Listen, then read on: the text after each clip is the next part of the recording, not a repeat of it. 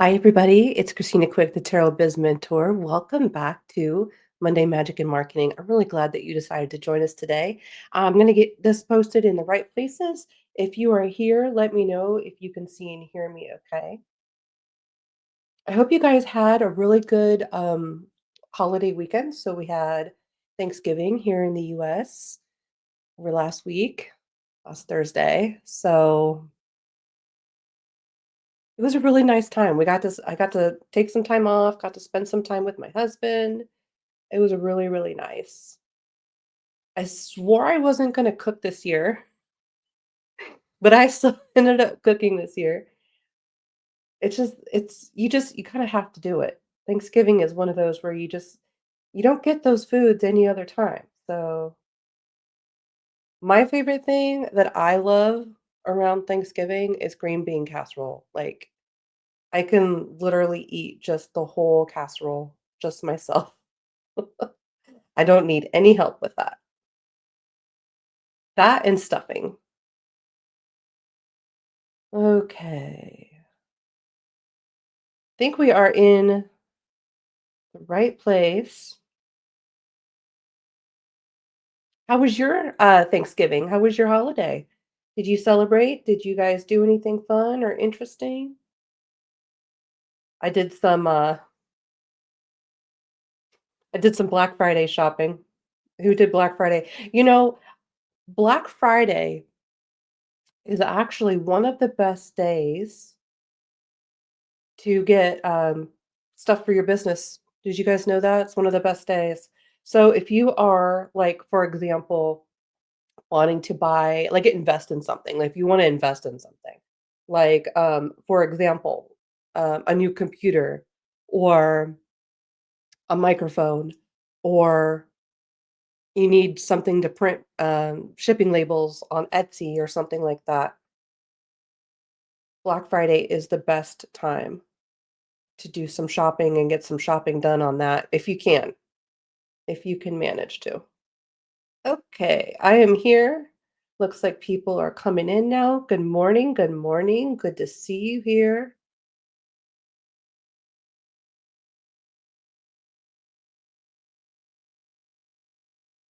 Okay, we are ready to go. So, what are we talking about today? Today, we're going to be talking about how to sustain your energy when you're in an expansion mode. How to sustain yourself. And there's many different like layers to this, right? So there's like sustaining your energy. We talked a little bit last week about how there are levels to money mindset, right? So being able to sustain your money mindset, being able to sustain your energy to accept all of this new like freedom and access to things that maybe you didn't have before, right? And it can feel like a lot because I feel like so much of my coaching that I do with my clients is about convincing people that they are deserving of success, right? So a lot of the initial early on coaching with me is all about things like and what you're going to get into when you go into mystic to mentor, which is what used to be called the market yourself as a spiritual life coach program. It's all the same program. It's just I renamed it something a little bit different because market yourself as a spiritual life coach program is kind of a long long name. So 2025 with the year of simplification, right? Mystic to mentor. So the very first two modules that you do, like you probably all remember this if you've been through that program, is the the very first two modules that you do in that program are all about identifying like your fear of being seen, right? Your what are the fears of success? Fear of being seen, fear of attention, these sorts of things, right? And so there's like all of this inner work that we have to do just to get to a point where we feel like we deserve to even like try to do psychic work or spiritual life coaching, even just as like a job, like you have to kind of go through deprogramming, right? And then you have to go through a whole new programming system to get yourself in to realize that this is even a career choice, to even realize that this is very possible, very feasible, very doable, and there's a lot of fear around that and the legitimacy of that. And so In the beginning, that's where your expansion's happening. And so I always tell people it's like it can in the very beginning, like of setting up your business and going through your money mindset and really putting work into the shadow work around deservingness, fear of success, that sort of thing. It can feel like not a lot of stuff is happening, like, on the outside, right? And so you in the beginning, you kinda go through, like, this period of, like, gestation, of incubation, where you're doing all of this internal work and not much is coming in on the outside, like, you're not probably getting a lot of clients, you probably aren't very inspired when you write the copy for your sales or your websites or the ads that you do, things of that nature. And so it feels like a whole lot of work for nothing, right? And then once you get to that point, you once you get to that point that you've done enough of that inner work, that your energy, you feel like you can sustain success, you feel like you can manage success, right? Then that's when you have that quantum leap. That's when you start showing up. That's when you start becoming really confident. And so the Mystics Mentor Program also goes through like a really intense niching down and understanding who your demographic is, understanding what their buying motivations are, so you can even learn how to talk to people and communicate with them, right? So all of a sudden it feels like nothing's happened, nothing, nothing, nothing, nothing, nothing. A year can go by and you're like, I'm doing the work, the clients aren't showing up, what is the deal? Right. And that's where most people like kind of give up. They're like, okay, this is not working. But really, the magic starts happening when you start the implementation, right? When it's no longer an idea in your head and you're putting it down on paper and you're creating the scripts to go with your videos and you're setting up your studio and things like that. Like, that's where the sales part, that's where you're gonna start seeing actual money start coming in, through the implementation. And it's really kind of, I guess, like a culture shock for a lot of people when they come into this industry because, a lot of people come from like a 9 to 5 situation where they're getting, paid per hour or per, gigs are really popular now. So, DoorDash and deliveries and all that kind of stuff. So, when you're coming into this kind of job, it can be kind of difficult to show up every day and not know exactly like how you're getting paid for that, right? But it's just a mindset thing. Like, even though you might show up to work for 3 hours today, right? And maybe on in that within that 3 hours you're adding some listings to your Etsy store. Maybe you're logged into the psychic hotlines. Maybe you put a post out on social media about a sale that you have going on. Maybe you create a piece of value-based evergreen content, Maybe it's a YouTube video or maybe it's a blog post or something along those lines. Maybe that you within that 3 hours you're reaching out to people that you haven't heard from in a while and just saying, "Hey, I hope you're doing well. Like, I have this special reading that I have going on, like right now would be like the most excellent time to put together something really positive for Christmas. So, like Christmas is coming up, New Year, New You's coming up. So, anything that you can throw together that's like aligned with the collective cosmic energy, you're going to have an easier time selling. That's a smart way to use 3 hours of work, right? It's not posting reels, it's not doing cards of the day, it's not doing free readings in Facebook groups, although sometimes that can work and that can be part of a bigger overall strategy. But content creation really needs to be at the forefront of what you're implementing, like on a daily basis that you're working, right?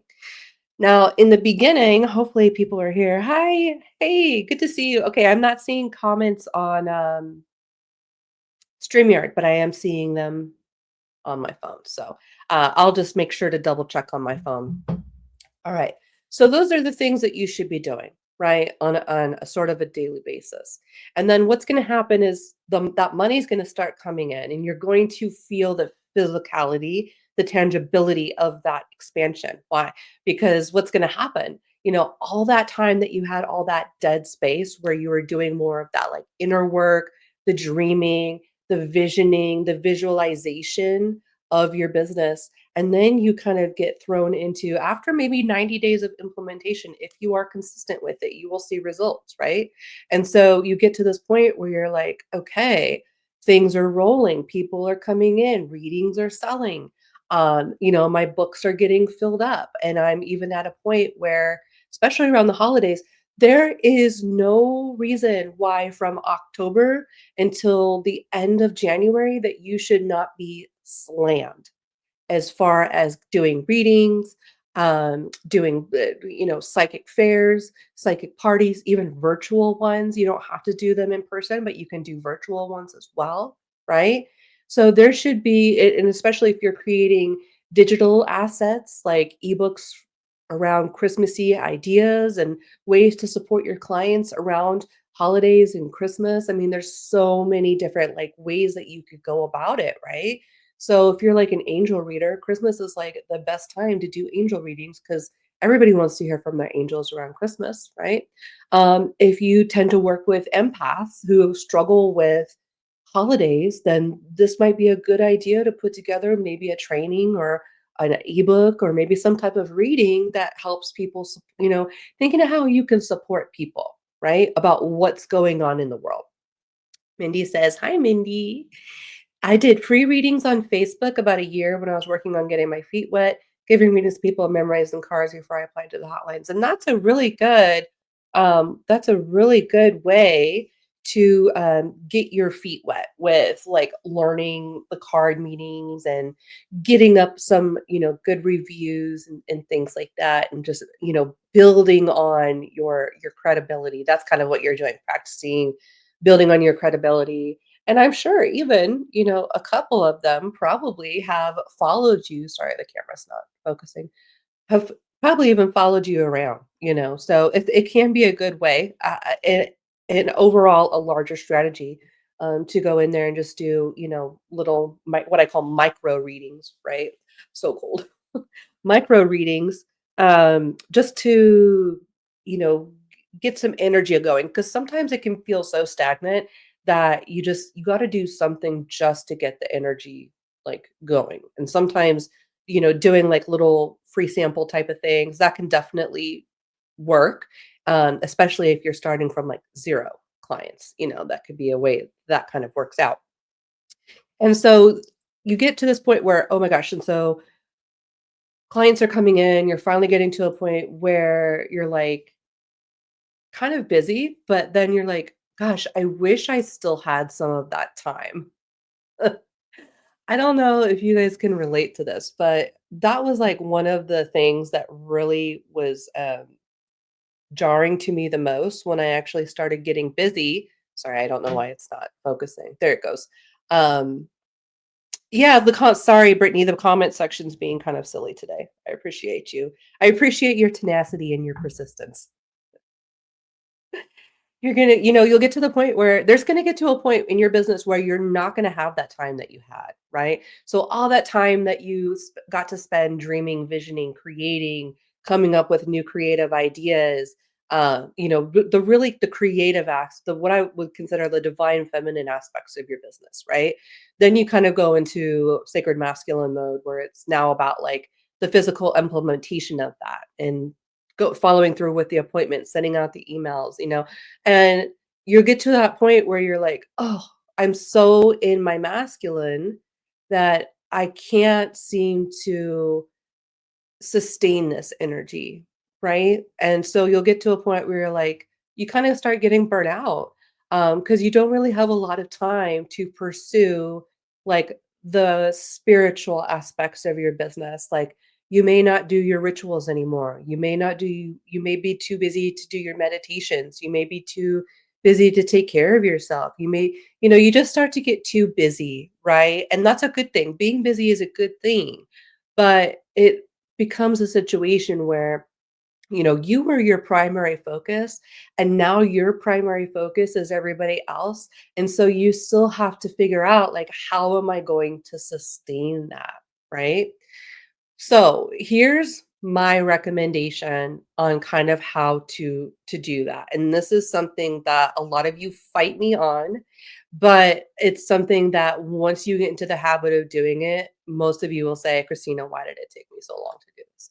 So some of you might actually do this naturally, but most of you probably don't do this. So most of you are probably still working like 6, 7 days a week. Most of you are probably working every single day, at least a little bit. And to be honest, when you are a business owner, you are going to work 7 days a week.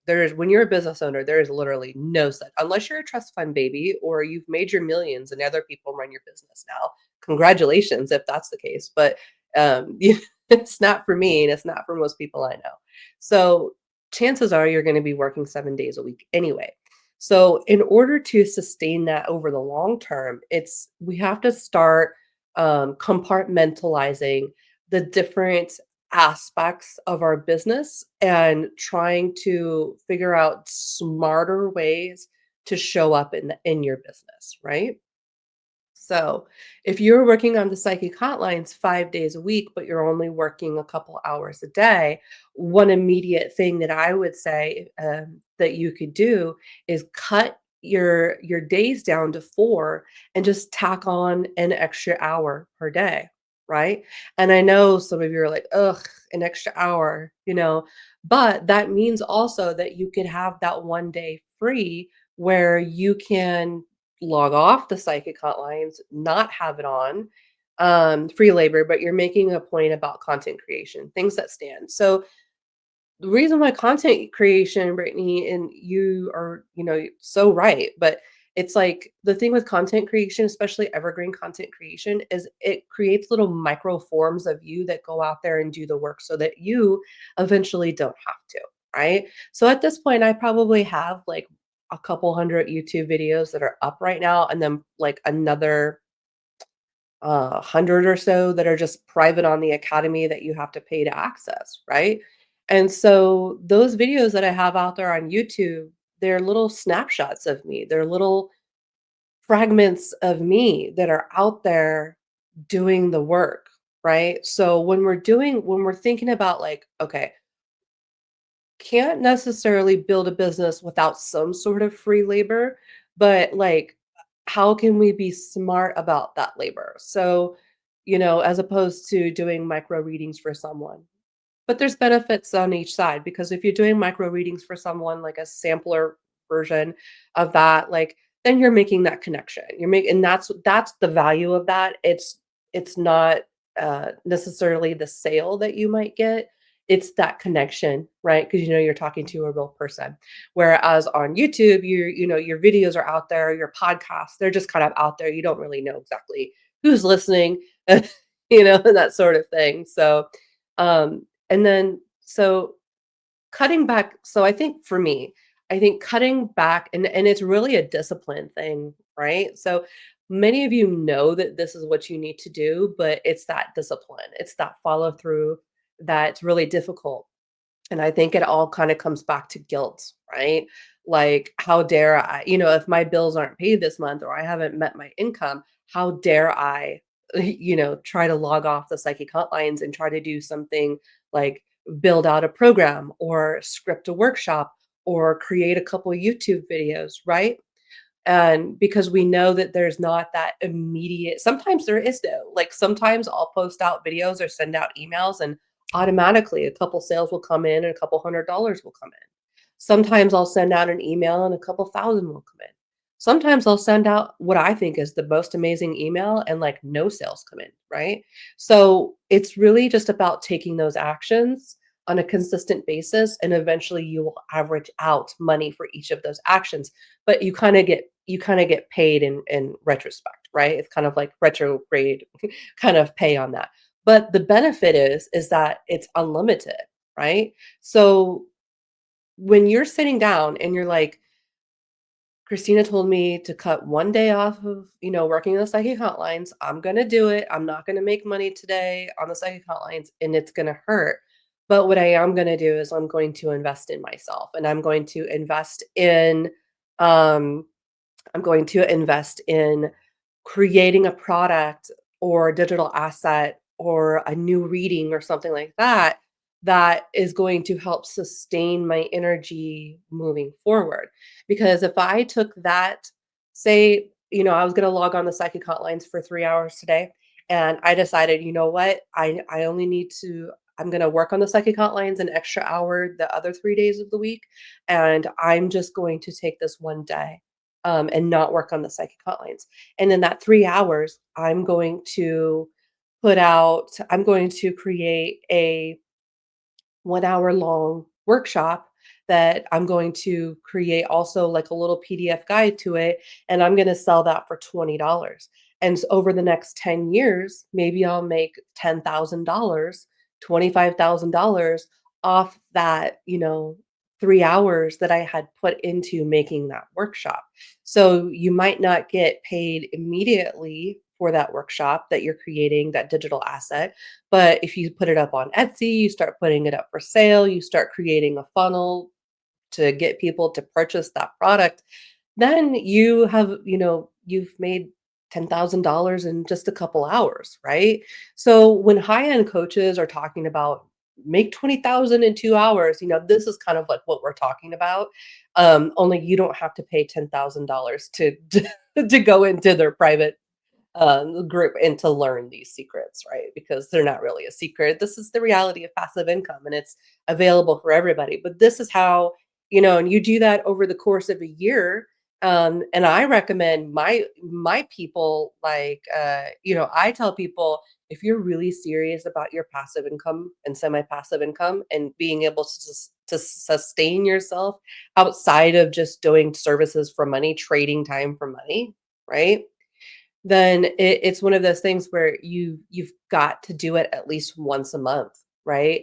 And I usually recommend, if you put out one new training, one new digital asset, one new workshop, or you do a live group program or something like that, then if you do that like once a month or at least once a quarter, then you can do that for like a year and you've got the basis of your content vault, which then you can move into different ways to monetize your business where you can become more like what I do is like one-on-one. I only see like one or two people a week on a one-on-one basis. That's it. And then the rest of my income comes through digital sales. It comes through affiliate income, like the YouTube revenue partner, some other Google ad affiliate money. I get affiliate money from so much. Creating my Oracle card decks that I have the shop for, all those Lenormand decks, I get a couple bucks off of each sale of those, and so it just it makes a big difference, I think, in your energy to be able to sustain yourself and to be able to give yourself that ability to pursue the divine feminine aspects of your business, the more creative projects. And maybe for you, like for me, that's just like taking a nap sometimes, that's my divine feminine aspect of my business.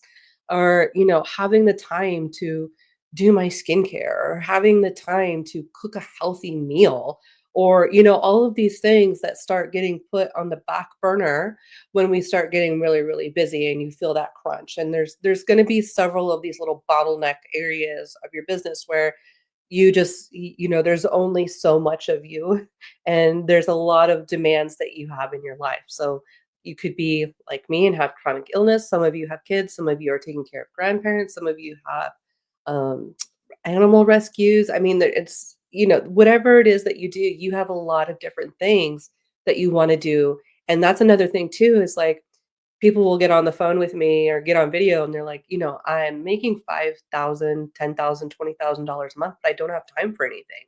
Like I can't even like step away to go on vacation, you know?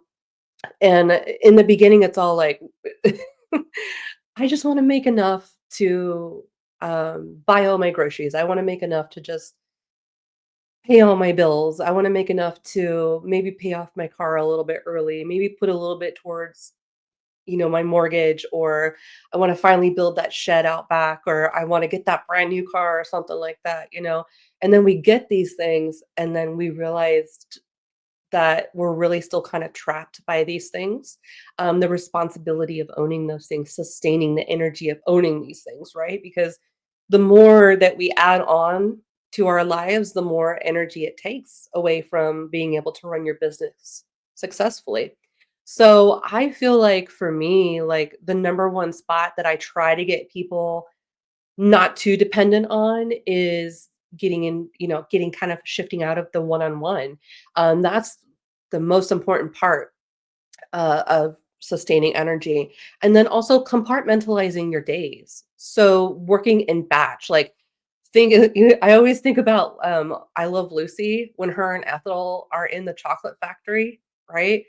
And they're going through doing quality assurance on the chocolates, and it starts getting too fast, and they just start eating you know which scene I'm talking about, and they just start eating the chocolate and just throwing the chocolate everywhere. That's kind of like how it feels. It's like it's delicious chocolate coming in, but there's too much chocolate. What do I do with all this chocolate, right? I think it was chocolate, but it was something like that anyways. Um, and so there's this, there's this point where, you know, being able to batch work and doing things more effectively and smarter are going to really benefit you. So, for example, maybe you instead of trying to find time it with so let's say okay, like for example, let's say your goal is to release one YouTube video per week this month. Okay. That's a task that you got from me. Is usually that's like a very real task that I would give you, right? So and then you're like, okay, well, um, and this is for our feminines, right? That feminine identifying that, especially our feminines that are like, oh, I've got to do my hair, I've got to do my makeup, I've got to dress nice, I've got to clean, I've got to, all these things that feminines think that they have to do in order to be presentable, right? So instead of thinking, gosh, I got to do that 4 times this month, and okay, a good plan would be, all right, let's set aside 1 day a week to focus on filming that video, right? And so that's reasonable. So, okay, you could probably do that.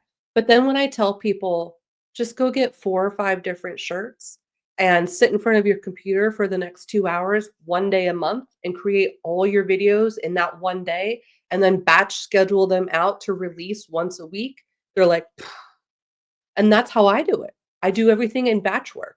So if I'm gonna create some videos or something like that, obviously not for the podcast because the podcast is live. But if I'm going to create like just educational videos, I will sit there and film 3, 4, 5, 6 of them at a time. I'll make an event out of it so that for the rest of the month, I don't have to worry about doing that. I don't have to worry about getting doing my hair, doing my makeup, dressing, any which way. It's about how can I make the most of this moment? How can I stretch the productivity of this moment? How can I sustain this moment? And then how can I batch and schedule that out to go over a period instead of like trying to run around like a crazy person with their chicken head cut off, right? And like trying to figure out when am I supposed to squeeze in the time to do this?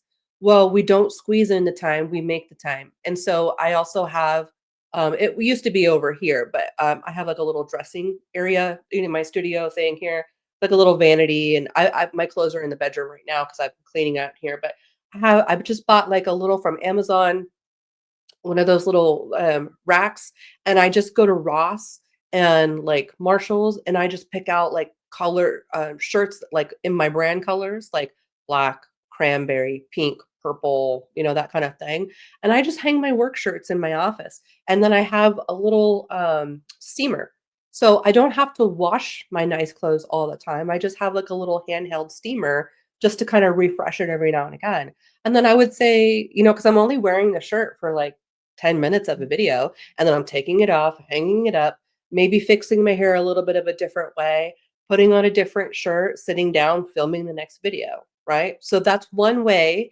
that you can be smarter about batch working. Another thing too is if you say your goal is that you want to send out 2 newsletters a month. That's a really good goal. So sure, you could sit down twice a month and craft out your newsletters. But I would maybe recommend that on the first week of the month that you sit down, you write both letters and your newsletter, and then you schedule it to go out. So finding ways that you can do things in batches will help you with your consistency, because I know personally, like in the past, those days where you're like super on fire, like you're super tuned in to what you're doing, right? And you're like, wow, this is an amazing newsletter. I'm doing a great job. And then 2 weeks later, you go to sit down and you're like, oh my God, I don't know what to write about, right? Because you're out of that vortex. You're out of that, and you have to, it takes so much energy to get back into that vortex. So what I recommend is, once you've ignited that vortex, once you're in your vortex of creation, right? Your cauldron, creation cauldron, then stay within that energy as long as you can possibly do, and create as much as you can from that place of attraction, and then just drip feed it out, right? Does that make sense? Yeah. Mindy says, knowing you're talking to a real person reminds me of a client I had one time that hung up on me on a pay per minute text chat because they thought I was an AI bot. That is so funny. And now with AI being so prevalent, I'm sure that most people, I'm sure that stereotype is like, especially if you're good at typing and you're a fast typer, they think we're AI sometimes. Brittany says, "It feels different doing free micro readings versus writing for me." Yeah, oh yeah, it's different because yeah, yeah, for sure. But I've been working on moving into different ways of expressing artistically while applying the psychic aspect for myself. Yeah, good. Very good. Kara says, "I am not on your email list." Speaking of email, I have to go back and backtrack something I said last week. I think I said like MailChimp was like $10. Oh my gosh. I went in there this morning. That thing's $45 a month now. And I was like, "Oh my goodness." First of all, that thing was free for like 10 years. And then second of all, then it was like $10 a month. Now like $45 is the minimum for MailChimp. So, ooh, I'm gonna be looking at a different email place. MailChimp is just not affordable. It's got a lot of nice things. It's got a lot of nice things, but you know, we don't we don't really use a lot of that stuff. We'll get you on the list, Kara. Brady says, "Gotta talk crap sometimes to let him know." Yeah, some people buy nice cars, then has buyer's remorse. Oh yeah, yeah. I just used that reference the other day. The I Love Lucy reference. Hey Jessica, good to see you. Good to see you. Okay, let's see where we are now. Okay, so we talked about compartmentalizing. We've talked about batch working. Now, how are we going to sustain ourselves in our own life, right? Like those are some pretty good recommendations that you can do just to, work smarter. Like I know some people who put in an 8-hour day the beginning of the month and everything's done for the rest of the month, you know? So it's really just like, how creative can you be when it comes to how can you batch things out? How can you schedule them out? Now, for yourself, that's always going to be the hardest, right? And nobody likes to really talk about this because I feel like, again, it's such a guilt thing. Like, last week we talked about different like ways to invest in your business, like how much it should cost, like what kind of like back end systems do you need, when do you need them. Remember, we talked about like CRMs, we talked about things like Thinkific, Kajabi, back ends for like selling membership programs. We talked a little bit about Discord, Patreon, and and all that kind of stuff, right? So that's something that we discussed quite a lot last week. And so sustaining your own energy when you've got all of these individual things that you're running after. One of the core things that I could probably tell you is that all of your pipelines of communication, pipeline, that's like a word that we use in marketing, pipeline, like how are clients getting to you? What is the pipeline, right? So having so many different days, times, hours, social media profiles, different places that you're chatting to people, that you're talking to people, that is also going to be really dragging your energy down, right? Because you have to think about everywhere that you are in your business, even though it's virtual, you kind of want to imagine like it's a room within your body that you still have to put energy and time and care into. And so, Facebook Messenger, doing Etsy conversations, and all that kind of stuff, remembering to check them all. It's all very, very inconvenient. So, something that I would recommend that you do is something that has benefited me for years and years now, and has completely changed the way that I communicate with people. Oh, I need to take this alert off of Discord. Hang on just a second.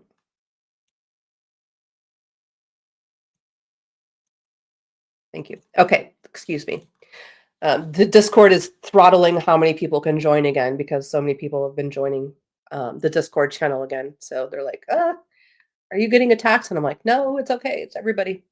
So finding like office hours, like, and this is also a really good way to like sustain your energy, is like, don't answer messages all hours of the day. Don't answer messages all days of the week. Find 1 or 2 times a week that you dedicate as, like, batch working, right? How you dedicate to talking to people.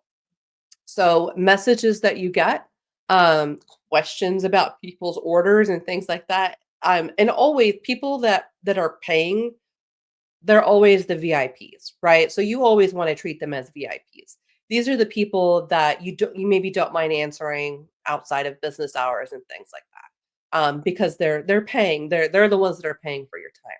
But when people have just, like, general like, I'm sure you have 5 people in your inbox right now asking you for a free reading or asking you for your psychic insight on this, or, they wanna pick your brain about that sort of thing.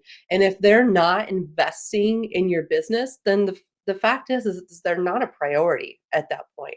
So those communications, all of those communications can go towards like, I don't know, Mondays at 12 p.m. That's me. That's where, so I'm usually here Mondays 12 p.m., Wednesdays 12 p.m., Fridays 12 p.m. And I'm only here for a couple hours a day, right?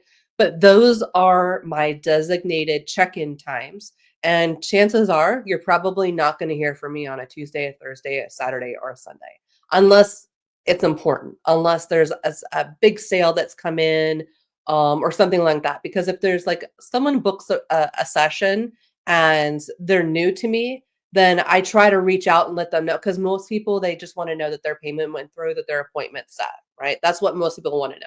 So that's, for me, simple. I can just check my email and be like, send them a message. Yep, you're all set. See you on such and such date at this time, right? But the people that are asking you these questions incessantly and like, and like they're fielding you, they've got to ask you 17 questions before they can buy the $10 Etsy reading, right? These people are not priorities, right? And so if you are up all night in your inbox answering those people, and then you're waking up in the next morning and you're like, I'm tired, then this is your sign. This is your big flashing neon sign to start practicing discipline. And that's really what it is. And that's what's going to make you so upset on your own self, because if you're tired in your business, it's usually your fault, right? Like if I'm really tired in my business, it's my fault because I am overbooking myself, because I am overextending my communication, because I'm the one that's breaking all of the boundaries that I have set up to keep myself safe and sustained, right? And so it really comes back to that self-discipline, cultivating that self-discipline, working through those feelings of uncomfortability, working through those feelings of feeling guilty that, you're not answering someone right away.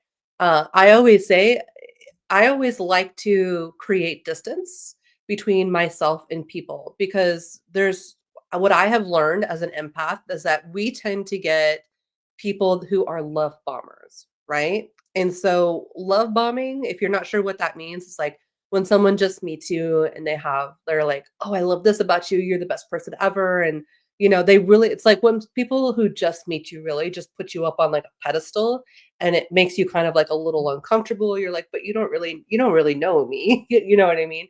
Like when we were unhealed empaths, when we were wounded empaths, that felt good to be seen. But now when we're creating these professional relationships with people that we are trying to establish good healthy boundaries to keep ourselves safe, but also to help train and keep other people safe, right? So when people message me, you're very rarely ever going to hear from me right away. If you hear from me right away, it's because you're a regular, because you've spent a lot of money at the academy, or because you're at a lot of my events that I host and you help me run those events. Like there are certain privileges that go along with being involved in my business and being an asset to my business that people get, right? But I've also understood that there are certain people that deserve that kind of special treatment, and then there are people that have not earned that, right? So answering quickly, getting back to people quickly, getting back to people at all, really, who have free questions, that is super, super valuable. And if you're just giving that away instantly all the time, then people will never value it, right? They'll just come to think that this is something that they should come to expect when they start working with you. And so then when you start setting up those actual boundaries and you start, taking it seriously, and then you're like, you start pissing all these people off, and it's like because you've created this codependent, you know, you've created this codependency type of change loop, that goes on in your life. And it's like, how do I stop attracting codependent people? Well, I've got to stop being available to codependency behaviors. So another way that you can really sustain yourself is that when you have people come in who are love bombing you, give yourself some space, right, between them and that person. And just wait a couple days to respond. And just because if they send you a whole bunch of information doesn't mean you have to send them a whole bunch of information either. Um, Practice saying thank you, right? When people compliment you, when people tell you that you're good at something, when people tell you that they like your energy, that they like your vibe, right? It's like so much of us, we feel like, oh, we have to like explain what that is, or we feel like we have to like make it tangible by like say like returning that reciprocity, right? Returning that kind of energy with people, giving them compliments and all that kind of stuff. But when you are in a space of needing to sustain your energy and you start hearing these things on a regular basis, like people tell you this kind of stuff all the time. It can be difficult to absorb all of that because for so long, and I hope I'm making sense, but for so long, we've put that bubble around us to protect us from people's energy, right? And then as soon as we start getting positive energy, it can feel just as overwhelming and it can feel just as scary. So I always like to create space. Space between when I respond to people, space between when I follow up with people. I'm not afraid of space. And some of you might be like, well, I'm scared that they're just going to go to another advisor, or I'm scared that, I'm not going to get that sale or something like that. And something that I have found that was really difficult for my nervous system was trying to chase those impulse buyers and being like, because that's what I was trying to do initially. It was chase people, right? Chase people and try to get them to do the buy thing. And what I realized is that it got my nervous system all messed up because I would be, like, trying to chase them, and then I realized also that if I create some space between me and other people in all interactions, it's really going to be a benefit because, 1, it sets the tone for how that relationship is going to work moving forward. It also lets me know how emotionally regulated that person is. If that person can't stand that there's like a 2 or 3-day window between when they message me and when I reply, and they're not a paying client, then I know that that person is not emotionally healthy, that they don't have an accurate grasp on the reality of business, and that they have maybe perhaps too high or too incompatible expectations of me, right? But it also gives me a place to pause and to reflect and to think about what I want to say and to think about the vibe that I'm carrying.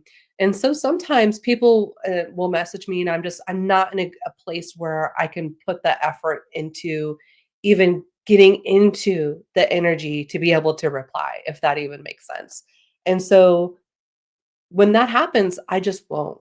I won't force myself to do it.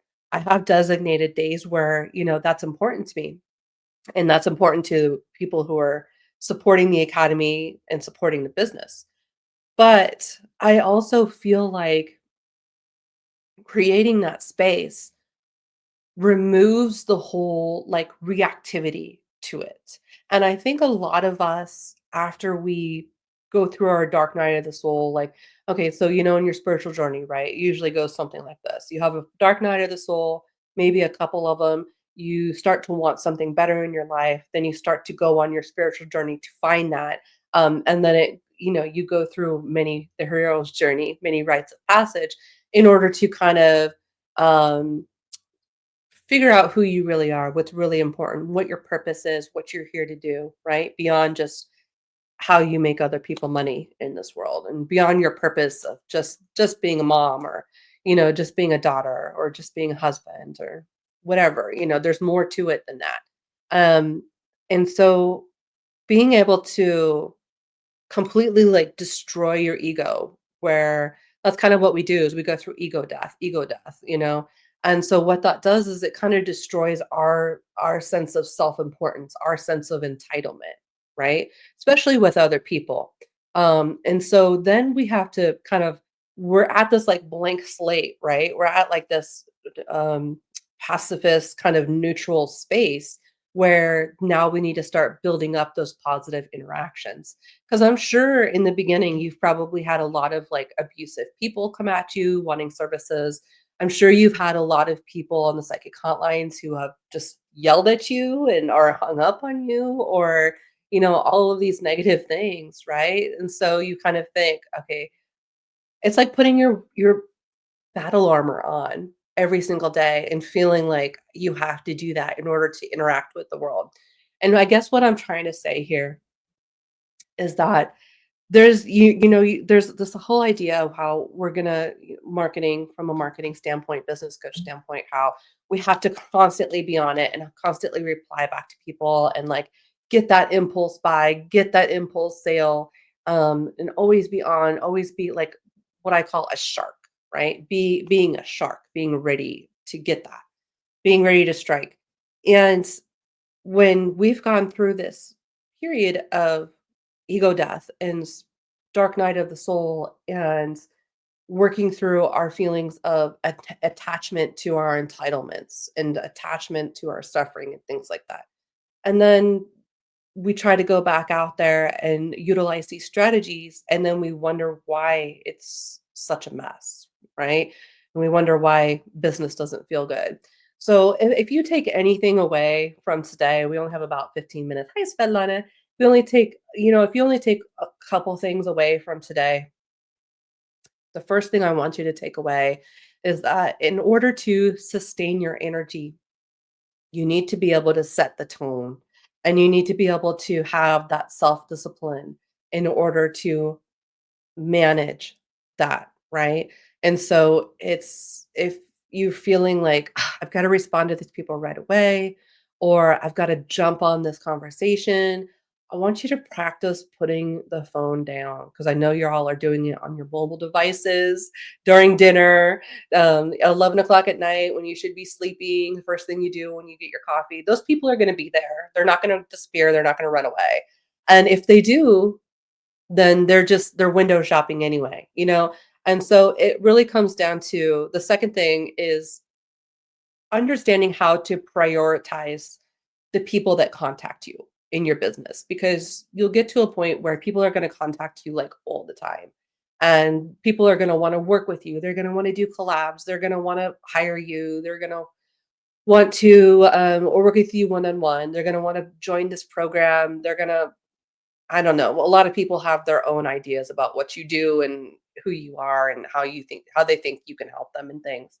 And being able to understand like who is a buyer versus who is window shopping and who deserves certain privileges like um being able to follow up with someone fairly quickly, being able to follow up with someone consistently, that sort of thing.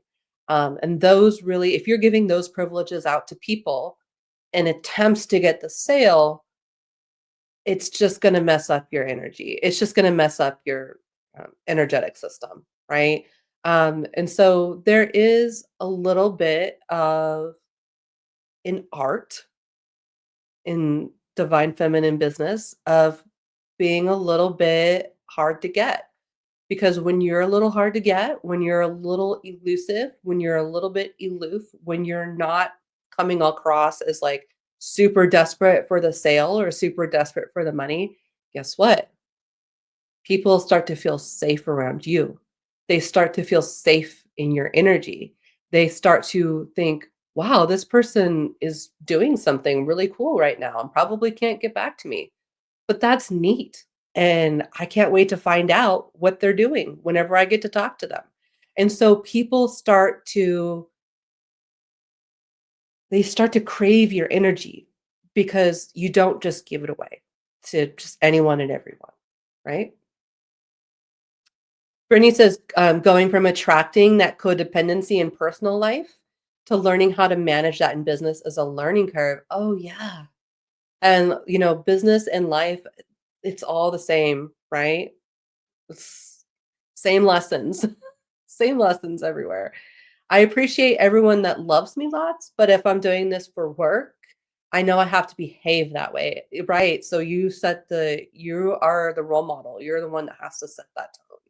Um, I know I have to behave that way, which means work hours and boundaries, yeah. That way, when they don't love my limits, it doesn't hurt. It's work, absolutely. And it doesn't become like a personal thing. It's not like a personal thing. I used to have this one. I probably talked about her before, but it was this one lady I was working with for a while, lovely lady. But she was like, every time we got together on video, she's like, I can't get people to stop messaging me at 3 a.m. I yell at people, I yell at them all the time. Stop messaging me at 3 a.m. or stop, messaging me outside of my business hours. And I had looked at her and I was like, you realize that the world operates on their own individual timelines, right? And this is about you not answering messages outside. Okay, so you see there's a message notification. Well, you have to close out of that and come back to that. See what in what areas of our business, how many times do we allow people in situations to run us ragged and feel like it's an enemy or it's an attack? But in reality, it's about us being able to practice the self-discipline in order to only go back to those communications when it's an appropriate time.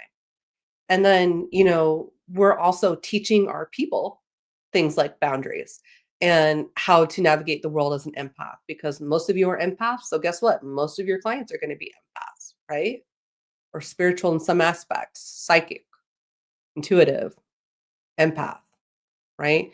So if you are not modeling, and if I'm not modeling behaviors that I've set forth in order to, could you imagine if I showed up today with my hair still in rollers and still in my pajamas, and I didn't even shower, and it was and my excuse was that, well, all Sunday I was, answering messages all day, so, or I was, like, that doesn't work. Those are excuses that don't work anymore, right? And so we have to figure out, how are we allowing these things to drain our energy? Yeah, and that's, Brittany says spiritual attacks are often just people curious about us without 24/7 access. It is. They're just checking in on us. Mindy says treat others how you want to be treated, but you also train people how to treat you based on the treatment you accept. Absolutely. Mysterious and magnetic. Yes, Car. Yes. That's what I'm talking about. Flirting with the world. Oh, the world card, yes, that's a really good card, that's a really good analogy for this, because you're literally being seen, but you're just doing your own thing, right? It's like doing your own thing and being in your own vortex and being in your own bubble while still being part of the world. That's kind of how I view the world card. Yeah. So paid work over chit chat, yes, unless the chit chat benefits business. And I'll chit chat. I'll stay after calls. I'll chit chat. It's hard to get me off of a video call once you get me on there because I just want to talk about everything. But again, these are ways that I love my clients and making sure that I'm loving people that are contributing to a healthy energetic system for myself, but also a healthy financial system as well. We hear that all the time though. Readers looking for any type of way. Yep. Yep. All right. The sermon today. Well, today was amazing, and I think I've said a lot of things that I've wanted to say for a long time, and I really hope y'all take to heart, um, what we talked about today and start practicing that. Don't let these people bully you away from your business. Don't ever if you ever feel like you've got to retreat from your business, I want your business to be a safe place for you. I want your business to be a place that nourishes you. I don't want it to ever be a place where you feel like you're in prison or you're in jail or you're on punishment or something like that, right? Because that's not what this is. And if it feels that way, then we got to change some things. Next week, we're going to be talking about how to become a visionary. How to become a visionary. This is something that I kind of stumbled upon, not really intending to. But the way that I stumbled upon it came from a place of activism. And so the activism and advocacy, that's going to be a huge part of your business. And so next week, when we talk about how to become a visionary, how to recruit people to your business that believe the same things that you do, who have the same values or similar values. I mean, we're not all the same. We can't all be the same, but we can have core things, like core things, fundamental things that are important to who you are and important to the mission of your business, right? And so that when you embody that vision, then you naturally start attracting people that think like you, that have similar values to you, that work similarly to you, and they're all going to be much better for you, um, energetically wise, right? When you're really wanting to work with your soul people, the people that sustain you, that invigorate you, that inspire you every time that you talk to them. I have a lot of those people. But the reason why I do is because I guess I'm not afraid to speak out against things that I feel are in injustice. And because I can speak out about those things confidently, it attracts other people who think similarly. Like one of the big my core advocacy things that I really preach on in my business is LGBT allyship. That's a really big one, right? Another really big one is people who are coming out of abusive relationships and need some type of way to make money at home with limited skill sets, right? So, domestic violence and recovering from domestic violence, that's another really big part of my platform. Okay.